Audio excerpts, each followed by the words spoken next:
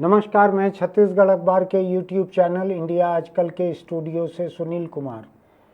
एक बार फिर मैं एक अदालती खबर को लेकर आपके बीच हूँ। कई बार मुझको हिंदुस्तान में लगता है कि इस लोकतंत्र में अगर कहीं लोकतंत्र बचा है तो कुछ एक अदालतों में ही बाकी है, बाकी तो मुझको कहीं दिखता नहीं है। संसद की बात करूँ तो लोकसभा में अभी मैंने सुना है कि लोकसभा अध्यक्ष पिछले वाले ही हैं, ओम बिरला जी। उनके पास में शायद वो एक सेंगोल रखा हुआ है, राजदंड रखा हुआ है।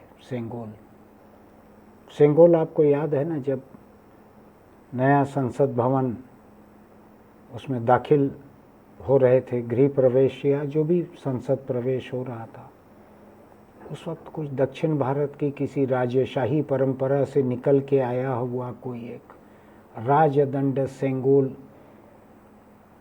इतनी विकराल रीति रिवाज और पूजा पाठ और इन सब धार्मिक अनुष्ठानों के साथ वहाँ पहुँचा था सेंगोल। मुझको ऐसे लग रहा था बीच में कि ये संसद से जीवंत प्रसारण हो रहा है या चाणक्य और चंद्रगुप्त जैसा कोई एक पुराना सीरियल आ रहा है, ऐसे लग रहा था देखकर। अभी किसी ने कहा कि वो सेंगोल जो है लोकसभा अध्यक्ष के बगल में स्थापित किया गया है। अगर सचमुच ही ऐसा है तो लोकसभा में तो सिवाय संविधान के और कुछ नहीं होना चाहिए। जिस दिन हिंदुस्तानी लोकतंत्र में संविधान लागू हो गया उसके बाद तो सेंगोल, मनुस्मृति, जितनी तरह की चीजें हैं इनकी कोई जगह नहीं रह जानी चाहिए थी, लेकिन सेंगोल वहाँ स्थापित है। वो राजशाही के दिनों की एक परंपरा है। मैं देखता हूँ कि लोकतंत्र जो है उसका जगह जगह उसमें एक गिरावट आते चल रही है। मैं छत्तीसगढ़ की बात करता हूँ, सेंगोल से इधर आ जाता हूँ। सेंगोल तो मुझको अनायास याद आया कि लोकतंत्र कहाँ जा रहा है, तो लोकतंत्र राजतंत्र के दिनों में लौट रहा है। सेंगोल ने कब्जा कर लिया है वहाँ नई संसद में। सोच के देखिएगा आप कि राजशाही की किसी परंपरा का क्या आज के लोकतंत्र के 75वें बरस में, अमृतकाल कहते हैं शायद इसको, वहाँ पर कोई जगह होनी चाहिए इसकी संसद के भीतर, कि वहाँ पर केवल संविधान की जगह होनी चाहिए। सोच के देखिएगा इसको। छत्तीसगढ़ में लोकतंत्र का बड़ा दिलचस्प हाल है। कल की हाईकोर्ट की एक खबर है, बिलासपुर में है हाईकोर्ट छत्तीसगढ़ का। वहाँ मामला पहुँचा रायगढ़ एक उद्योग नगरी है छत्तीसगढ़ की। कई बड़े बड़े कारखाने हैं, जिंदल के कुछ कारखाने हैं और भी कुछ एक कारखाने हैं, बिजली बनाने के कारखाने हैं, लोहा बनाने के कारखाने हैं, कई तरह के कारखाने हैं। वहाँ एक निजी बिजली घर, निजी शब्द पे याद रखिएगा, निजी बिजली घर बनाने की जो योजना थी उसमें एक किसान की जमीन आ रही थी। उस किसान ने जमीन देने से मना कर दिया। निजी कारखाने को जमीन देना कोई मजबूरी नहीं है। सरकार अगर चाहे तो जमीन को अनिवार्य अधिग्रहण करके कंपलसरी लैंड एक्विजिशन एक्ट के तहत उस जमीन को कारखाने को दे सकती है, किसी को भी दे सकती है अगर सरकार चाहे तो, लेकिन उसकी अपनी कानूनी बंदिशें हैं। इसने देने से मना कर दिया, किसान ने जमीन उसके लिए। नतीजा क्या हुआ? उस किसान के खिलाफ रायगढ़ की पुलिस ने 5 अलग अलग मामले दर्ज किए, 5 FIR की, और उस 5 FIR के में से एक की भी इसको कोई सूचना नहीं गई, इसको नोटिस नहीं गया, समन्स नहीं गया, इसको बताया नहीं गया, और इसका नाम गुंडा लिस्ट में डाल दिया गया। जिले में एक गुंडा लिस्ट रहती है जिसमें लगातार आदतन अपराधी लोगों के नाम रहते हैं, जो लगातार पेशेवर मुजरिम रहते हैं उनके नाम रहते हैं, जो पुलिस के लिए बेकाबू हो जाते हैं उनके नाम रहते हैं। इसका नाम गुंडा लिस्ट में डाल दिया गया, किसान का नाम। जुर्म उसका ये था कि उसने एक निजी बिजली घर के लिए अपनी ज़मीन देने से मना कर दिया। सरकार के पास बहुत तरह के कानून हैं, सरकार चाहती तो ले लेती उसकी ज़मीन, उसने मना कर दिया था। जब गुंडा लिस्ट में उसका नाम चले गया और उसने पता लगाया, सूचना के अधिकार में उसको मांगना पड़ा कि उसके खिलाफ कौन कौन से जुर्म दर्ज हैं। सूचना के अधिकार में उसको पता लगा कि उसने कैसे कैसे जुर्म किए हैं, कौन कौन से जुर्म किए हैं, वो किस किस्म का मुजरिम है और गुंडा है। वो हाई कोर्ट पहुंचा इस गुंडा लिस्ट के खिलाफ। हाई कोर्ट ने केस को देखा और सरकारी वकील से पूछा, मैं एक अखबार की सुर्खी पढ़ के आपको बतला रहा हूं। नाराज हाई कोर्ट ने पूछा, प्रदेश में कानून नाम की कोई चीज है भी या नहीं? प्रदेश में कानून नाम की कोई चीज है भी या नहीं? ये हाई कोर्ट को सरकार से पूछना पड़ रहा है। मुझको लगता है कि कानून की बहुत ज़्यादा ज़रूरत भी नहीं है। जब लोकसभा बिना संविधान के राजदंड से चल सकती है, तो राज्य सरकार के पास ये पुलिस नाम का एक राजदंड रहता है जो अंग्रेजों के समय से चले आ रहा है। उस समय स्वतंत्रता संग्राम सेनानियों को कूटने के काम आता था, क्रांतिकारियों को कूटने के काम आता था। अब वो सरकार के काम आता है, उद्योगपतियों के काम आता है।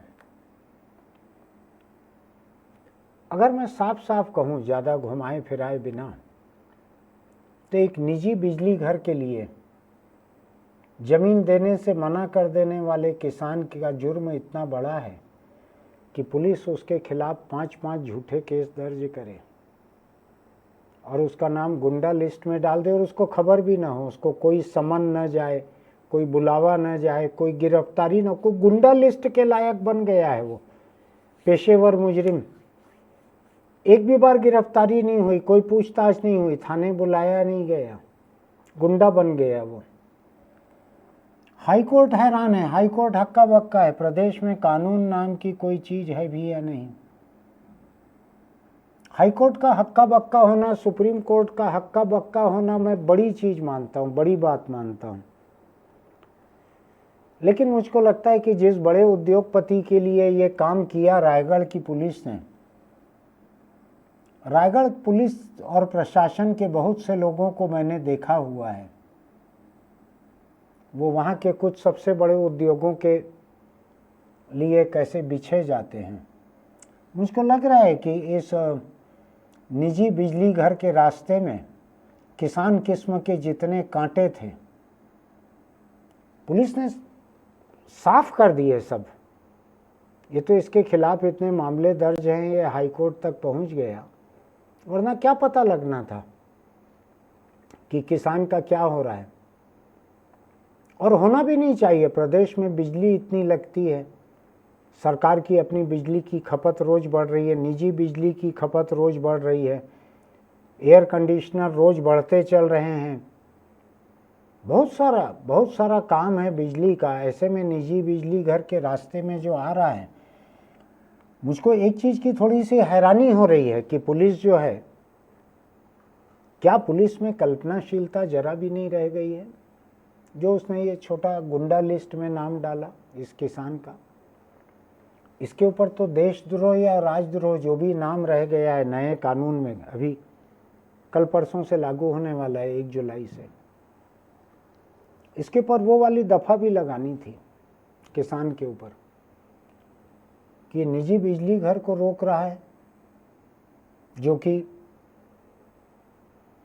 देश के खिलाफ है, राज के खिलाफ है। राज तो आखिर जरूरी थोड़ी है कि निर्वाचित लोगों का ही राज रहे, कारखानेदारों का भी राज रहता है। तो ये राजद्रोह और देशद्रोह का ये मामला बनता था। जो भी जिस तारीख पे जुर्म दर्ज हुआ है उस तारीख पे जो नाम हो, और 1 जुलाई से जो भी नाम होने जा रहा है इसका, मुझको लगता है कि रायगढ़ की पुलिस जो है रायगढ़ में अधिक कारखाने आने देना नहीं चाह रही है। अगर सच में ही प्रदेश को प्रगति करनी है, यहाँ कारखाने और लगने हैं, तो ऐसे किसानों के ऊपर सिर्फ 5 छोटी एफआईआर से काम नहीं चलेगा, सिर्फ गुंडा लिस्ट में उनका नाम डालने से काम नहीं चलेगा। इनको देशद्रोही भी बता देना चाहिए था। आखिर किसान है ये, जो दिल्ली के करीब सरहद पर जो किसान आंदोलन कर रहे थे, उनको भी बताया गया था देशद्रोही, खालिस्तानी, पाकिस्तानी, चीनी, अर्बन नक्सल, सभी कुछ बताया गया था। रायगढ़ पुलिस को थोड़ी मेहनत करनी चाहिए थी। इस किसान को अर्बन नक्सल भी बतला सकते थे और किसान को देशद्रोही भी बता सकते थे। आखिर मामला एक तो बिजली घर का है, बिजली की ज़रूरत कितनी है हिंदुस्तान को। अगर हर बिजली घर के रास्ते में एक एक किसान अगर रोड़ा बनकर खड़े हो जाएंगे, एयर कंडीशनर बनाने वाली कंपनियां बंद हो जाएंगी, क्योंकि बिजली ही नहीं बन पाएगी। इसलिए इनको तो कड़ाई के साथ ख़त्म करने की ज़रूरत है। जो ज़मीन देने से मना करे, केवल गुंडा लिस्ट से काम नहीं चलेगा, इनको गद्दार भी साबित करना चाहिए था पुलिस को, देशद्रोही, राजद्रोही। ये अगर धाराएं लग जाती तो उसके बाद हो सकता है कुछ लोग ये मांग करने वाले खड़े हो जाते कि इनको पाकिस्तान जाने के लिए बोल दो, हिंदुस्तान में इनको बिजली नहीं चाहिए, इनको पाकिस्तान जाने बोल दो। इनको कहो कि चीन चले जाएं, क्योंकि हिंदुस्तान में बिजली नहीं बनेगी तो यहाँ चीन से और ज़्यादा सामान बुलवाना पड़ेगा। ये एक और बात है कि पिछले वर्षों में जब से चीन के साथ सरहद पर ठनी हुई है, तब से अभी तक लगातार हिंदुस्तान में चीन से इंपोर्ट बढ़ते चल रहा है। वो एक अलग बात है, मैं उस पर अभी नहीं जा रहा हूँ। लेकिन इनको साबित तो किया जा सकता था, इस किसान को, ऐसे दूसरे किसान को। केवल गुंडा लिस्ट में आए, हाईकोर्ट ने फटकार लगा दी पुलिस को, अभी नाम हट जाएगा। पुलिस ने हाईकोर्ट ने कह भी दिया है शायद पुलिस को कि इसका नाम गुंडा लिस्ट से हटाया जाए। क्या फायदा हुआ? निजी कारखानेदार को जो निराशा होगी उसके लिए कौन जवाबदेह रहेगा? बड़े बड़े कारखानेदार हैं रायगढ़ में, क्या होगा उनकी नाराजगी का, उनकी निराशा का? पुलिस को यह भी सोचना चाहिए कि आप किसको निराश करने जा रहे हो, किसको नाराज करने जा रहे हो। सरकार चलाते हैं वो बड़ी बड़ी, देश की, प्रदेश की, कई तरह की। मैंने अनगिनत किस्से सुने हैं रायगढ़ की पुलिस के, प्रशासन के और वहाँ के सबसे बड़े कारखानेदार के रिश्तों के। बहुत सारे किस्से सुने हैं। इस राज्य में एक समय एक कड़क और ईमानदार चीफ सेक्रेटरी ने रायगढ़ के कलेक्टर को हटा दिया था। वहाँ के सबसे बड़े कारखानेदार के साथ उनके रिश्ते कुछ ज़रूरत से ज़्यादा मीठे हो रहे थे, हटा दिया था वहाँ से। मुझको पर्दे के पीछे की कहानी मालूम है, लेकिन मैं अफसरों को हटाए जाने को इतना महत्वपूर्ण नहीं मानता। वो तो नौकरी ही ऐसी है, कई जगह से हटाए जाएंगे। किसी ईमानदार को अगर कहीं से हटाया जाए तो समझ में भी आता है। आमतौर पर अफसर जैसे रहते हैं वैसे किसी अफसर को हटाया गया तो मुझको उसमें कोई तकलीफ नहीं हुई थी। मुझको किस्सा पूरा मालूम था उस दौर का। हाईकोर्ट पूछ रहा है राज्य सरकार से, प्रदेश में कानून नाम की कोई चीज़ है भी या नहीं। मैं नहीं जानता सरकार को कैसा लग रहा है। मुझको ये भी नहीं मालूम है कि ये मामला जो है अभी 6 महीने की भाजपा सरकार का है कि उसके पहले की 5 साल की भूपेश बघेल सरकार का है। मुझको नहीं मालूम है, दोनों के वक्त का हो सकता है। कारखानेदारों के लिए कोई बुनियादी फर्क सरकार और अफसरों की नज़रों में मैं नहीं देखता हूँ। मैंने देखा हुआ है 5 साल की भूपेश बघेल सरकार जो थी आज की सरकार के पहले, उसके भी पहले की 15 साल की रमन सिंह सरकार को मैंने देखा हुआ है। आपको मालूम है किसी जिले में जब आने वाले किसी बड़े उद्योग के लिए जन सुनवाई होती है और ग्राम सभाएं होती है जिनकी इजाज़त के बिना कारखाना नहीं लग सकता, खदान नहीं खुल सकती, कोई बड़ा प्रोजेक्ट नहीं आ सकता, बांध नहीं बन सकता, आपको मालूम है क्या किया जाता है? ये तारीखें पहले से तय रहती हैं कि किस महीने में ग्राम सभा होनी है, किस महीने में जन सुनवाई होनी है। तो आपको मालूम है क्या किया जाता है? सबसे पहले उस जिले के कलेक्टर और एसपी जो हैं, ऐसे लोगों को भेजा जाता है जो इस काम को कर सकें। बीड़ा उठा के जाते हैं। बीड़ा उठाना जानते हैं ना आप? अच्छे काम के लिए बीड़ा उठाया जाता था पहले।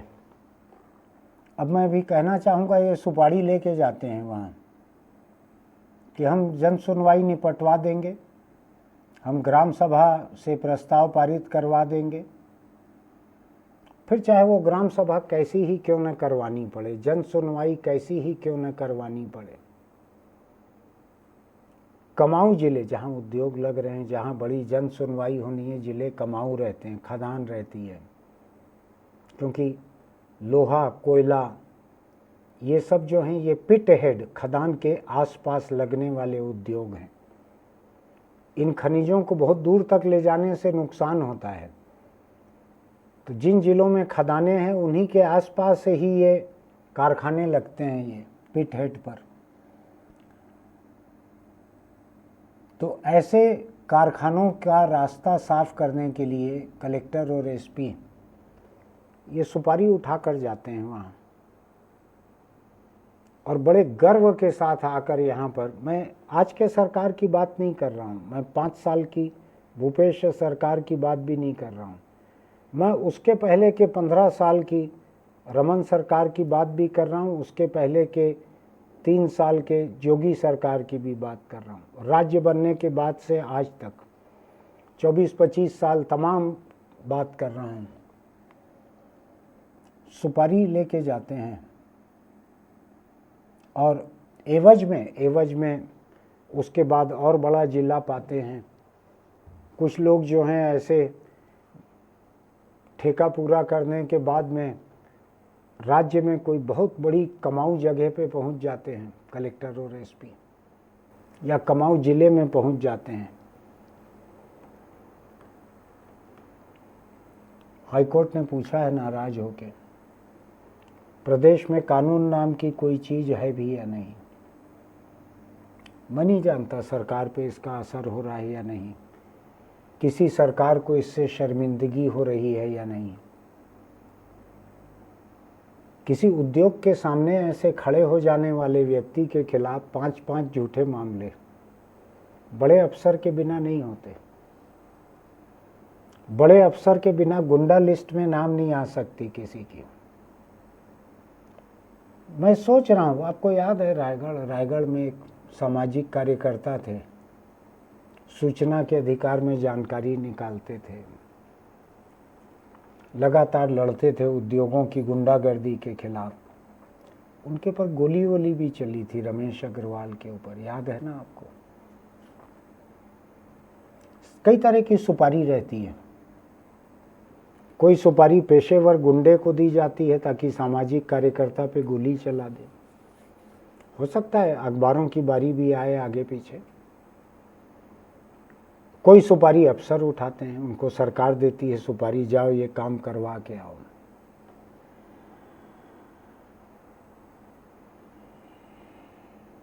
मैं सोच रहा हूं कि जिस दिन ऐसे अफसर अखबार नवीसों के पीछे पड़ेंगे क्या होगा।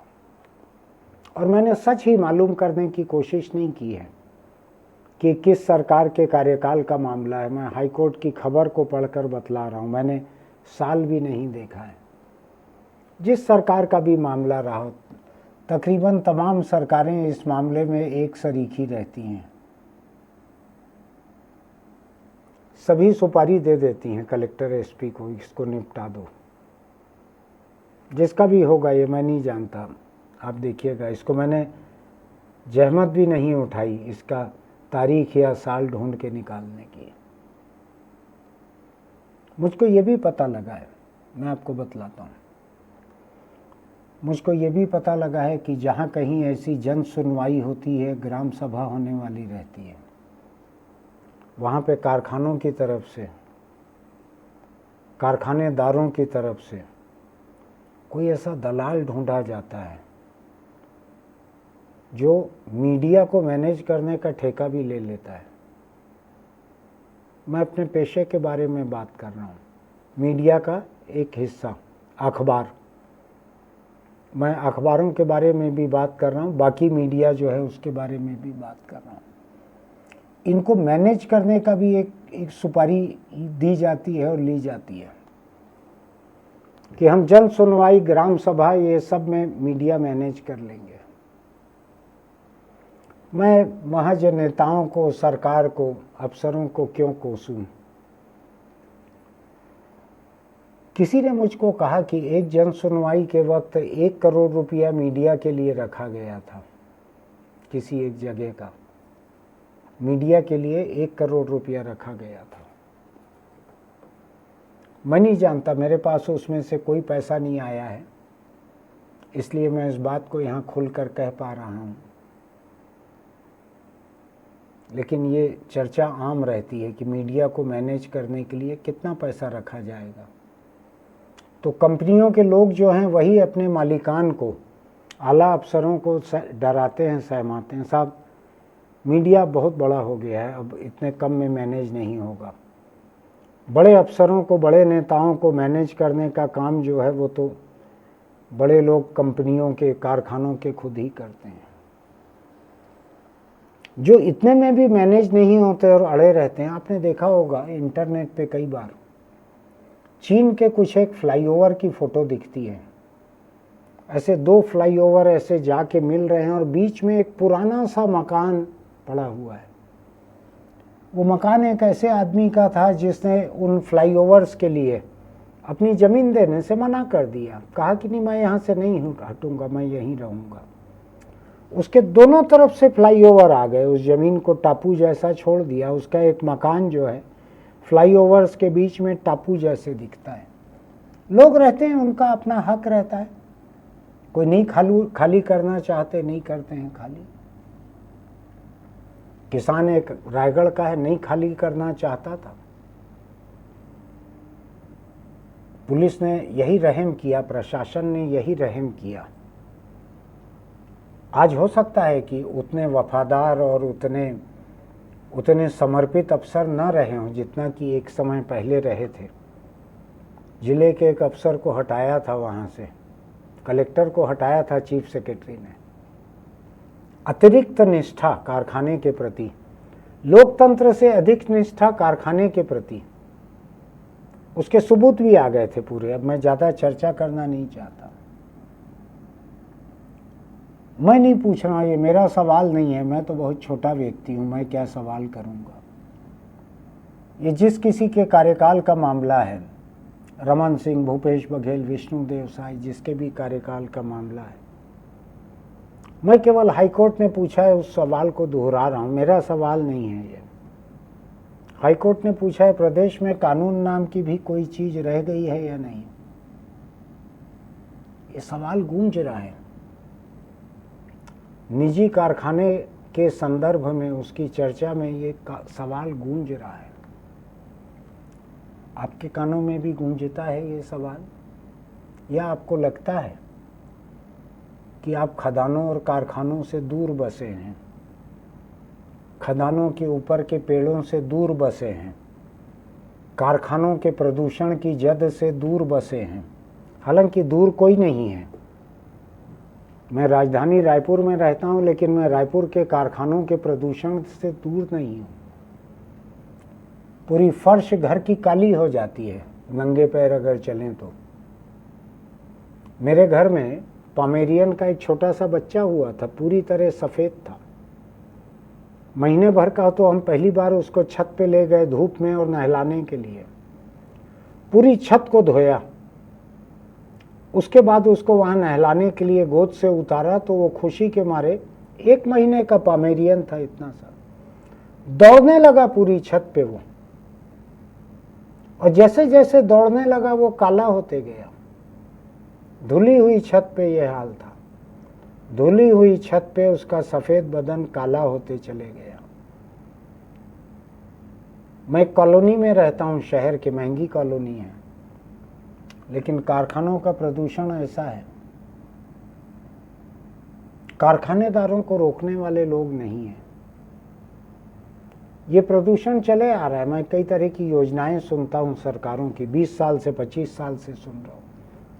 क्या कुछ चिमनियों में कुछ अलग से मशीन लगाते हैं, उसका बिजली का मीटर अलग से लगाते हैं, कुछ असर नहीं होता। आप निकल के देखेंगे, अगर राजधानी के बगल में शहर में ही किनारे पे जाके देखेंगे तो आपको लगेगा कि काले काले काले बादल, जितने फिल्मी गाने लिखे हुए हैं सब गीतकारों ने वहीं बैठकर लिखे हुए हैं औद्योगिक क्षेत्र में, ऐसा लगेगा आपको। कारखानेदारों की ताकत जो है उसको देखिए आप, बड़े बड़े लोगों को सुपारी दे देते हैं, किसी को मीडिया मैनेज करने के लिए, किसी को पुलिस और प्रशासन मैनेज करने के लिए। अफसर भी सुपारी लेकर जाते हैं राजधानी से या किसी छोटे महत्वहीन जिले से, खदान और कारखाने के जिलों में जाते हैं, सुपारी लेकर जाते हैं कि हम इसको करवा देंगे।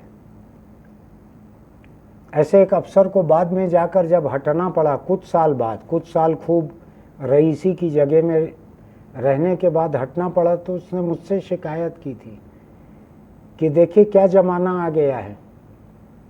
मैंने फर्जी ग्राम सभा करवाई थी, जन सुनवाई में किसी को आवाज नहीं उठाने दिया था, और मुझको आज उठा के यहाँ पटक दिया है।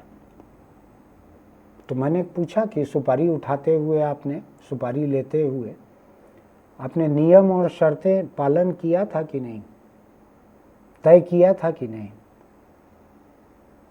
खैर, मैं इस सवाल के साथ आज की बात पूरी कर रहा हूँ। आप सोचें इस बारे में कि ये संविधान से चल रहा है, या क्या नाम है उसका, मैं नाम अक्सर भूल जाता हूँ, सेंगोल ऐसा कुछ नाम है उसका, राजदंड का, राजा के समय का है। एक दक्षिण भारत के एक मठ के लोग लेके आए थे, मोदी जी ने उसके लिए अलग से धार्मिक कपड़े पहने थे, उस सेंगोल को लेकर चल रहे थे। संसद में सबसे पहले सेंगोल ही घुसा था। सत्ता है किसकी, राजा की सत्ता है या कारखानेदार की सत्ता है? कम से कम प्रजा की सत्ता नहीं है। प्रजा की सत्ता के बारे में हाईकोर्ट ने पूछा, प्रजा को तो गुंडा करार दे दिया गया, किसान को गुंडा करार दे दिया। जैसे वहाँ दिल्ली सरहद में किसानों को क्या क्या कहा गया था, याद है ना आपको? 600-700 किसान शहीद हुए थे उस आंदोलन में। क्या क्या नहीं कहा गया था उनको, पाकिस्तानी दलाल, चीनी दलाल, खालिस्तानी, अर्बन नक्सल, और भी भाड़े के लोग। एक आपको ध्यान है ना, 65, 70, 80 साल की महिला थी, वहाँ बैठी थी। एक बड़ी चर्चित महिला ने कहा था, 100 रुपए लेकर बैठी है ये महिलाएं, याद है ना आपको? वो चर्चित महिला आज कहाँ पे है मैं कुछ कहना नहीं चाहता, मैं बहुत छोटा व्यक्ति हूँ। वैसा ही किसान था ये रायगढ़ का, जैसे उधर थे ना 100 रुपए लेके जो बैठे हैं, ऐसा ही था। पुलिस ने साबित कर दिया गुंडा है ये। कारखाने का विरोध करने के पहले याद रखिएगा कि आप गुंडा करार दिए जा सकते हैं। हालांकि कारखानेदार दरिया दिल रहते हैं। पहले, मैं आज से 10 साल पहले का बतला रहा हूँ, मीडिया मैनेजमेंट, एक बड़ी जन सुनवाई का 1-8 करोड़ रुपया रखते थे मीडिया मैनेजमेंट का। अभी तो बढ़ गया होगा शायद, महंगाई बहुत बढ़ गई है, बढ़ गया होगा। अपने आप को बचा कर चलिए। हाई कोर्ट हर मामले में ये नहीं पूछ सकता। आपकी अगर नौबत आ जाएगी तो हाई कोर्ट पूछ सकेगा कि नहीं, मुझको नहीं मालूम है, कि प्रदेश में कानून नाम की भी कोई चीज़ है या नहीं। हर मामले में तो नहीं पूछ पाएगा हाई कोर्ट। अपने आप को संभाल कर रखिए। मेरी ये बात अगर आपको सोचने पर मजबूर करती है तो हमारे यूट्यूब चैनल इंडिया आजकल को सब्सक्राइब कीजिएगा, लाइक कीजिएगा, नोटिफिकेशन की बटन दबाइएगा। छोटा सा एक मैसेज आपको आ जाएगा जब हम पोस्ट करेंगे। कमेंट बॉक्स में लिखिएगा कि आपको ये कैसा लगा। अपने दोस्तों को भी भेजिएगा। ज़रूरी नहीं है कि वो खदान या कारखाने के किनारे बसे हुए हों। वो जहाँ भी रहें, कारखाना, उसका धुआं, उसका प्रदूषण, उसका भ्रष्टाचार वहाँ तक आ जाएगा। आपने वो फिल्म देखी थी ना, अमेरिका से आई हुई अवतार? उसमें खदान वाले लोग दूसरे ग्रह पे चले जाते हैं, कहीं भी चले जाएंगे। ये अवतार में जैसे आदिवासी रहते हैं, उनके ग्रह पे चले जाते हैं किसी खनिज के लिए, युद्ध जैसा हो जाता है उनके बीच में। यहाँ भी कहीं भी चले जाएंगे खदान वाले, कारखाने वाले। संभाल कर रहिएगा। चलते चलते एक छोटी सी सलाह, अगर आप दोपहिए पर चलते हैं, चलाते हैं या बैठते हैं तो हेलमेट लगा कर रखिए। कार या बड़ी गाड़ी में चलते हैं तो सीट बेल्ट लगा कर रखिए किसी हादसे की हालत में। यही बातें आपकी ज़िंदगी बचाएगी। एक भी सुबह ऐसी नहीं होती है जब मैं हेलमेट न लगाने वाले 4-6 लोगों की मौतें इस छोटे से राज्य छत्तीसगढ़ में न देखूं। आप उनमें अपना नाम मत गिनाइए। आपको चाहने वाले लोग होंगे, आप दुष्ट हो सकते हैं, बेरोजगार हो सकते हैं, निठल्ले हो सकते हैं, लेकिन फिर भी आपकी ज़िंदगी में कुछ लोग होंगे जो आपको चाहते होंगे। इसलिए सड़क के हादसे में जान मत दीजिए। हेलमेट लगाकर चलिए, सीट बेल्ट लगाकर चलिए। फिर मिलेंगे।